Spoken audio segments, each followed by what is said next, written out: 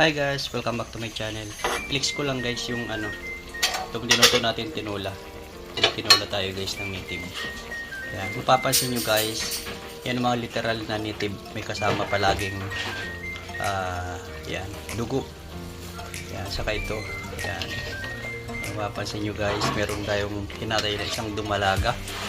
Then, ang linagay po natin ay sayuti. Mas masarap po yan. Hindi masyado siya nadudurog sa papaya. Yan. Check nyo guys, yung kanyang sarap. May dugo. Tama-tama lang po ang sabaw natin. Yan. Kasama pa natin yung sinama natin lahat para mas masarap.